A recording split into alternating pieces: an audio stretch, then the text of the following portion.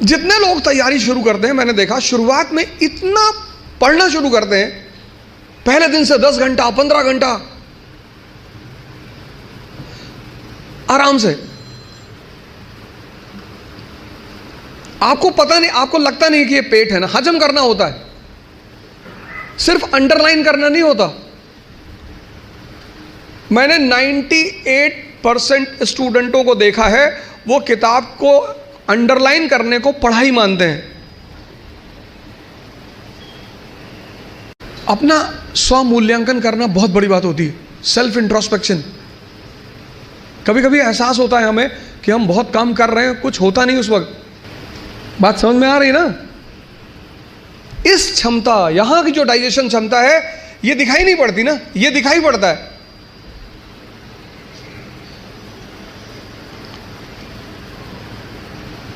ये पेट दिखाई पड़ता है, ये पेट दिखाई नहीं पड़ता।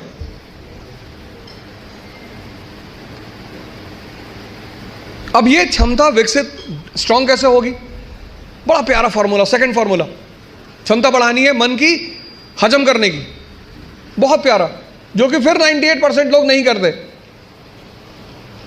तुम बिना सोचे पढ़ सकते हो, तुम बिना सोचे पढ़ सकते हो, बिना सोचे लिख नहीं सकते। एक फॉर्मूला है 20 पेजेस पर डे। आप लिखिए।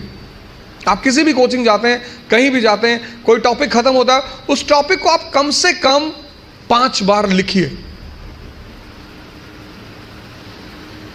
अब पढ़ने की आदत छोड़िए, लिखना शुरू करिए। जितना आप लिखेंगे उतना सोचने की क्षमता या हजम करने की क्षमता डेवलप होगी। 3 महीने, 90 दिन का कोर्स है ये। 3 महीने,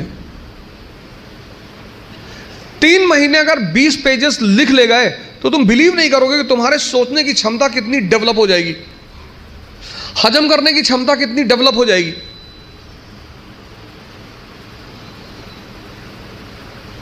हम कोचिंग किस लिए जाते हैं? इसीलिए जाते हैं। कोचिंग और कॉलेज में बहुत फर्क है। कॉलेज आप पढ़ने के लिए जाते हैं, कोचिंग आप सीखने के लिए जाते हैं। जितने लोग कोचिंग जाकर परेशान होते हैं वो लोग हैं जो कोचिंग पढ़ने के लिए गए।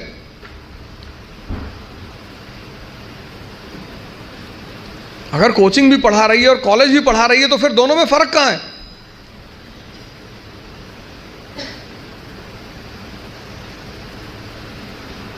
ये दूसरी चीज, अपना मूल्यांकन, अपनी ताकत को समझना कि मेरा पोटेंशियल लेवल क्या है।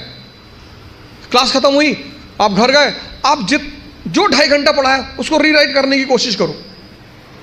संभावना है कि आप सिर्फ 30% लिख पाएंगे, शायद। कुछ लोग तो 10% भी नहीं रिकॉल कर पाते।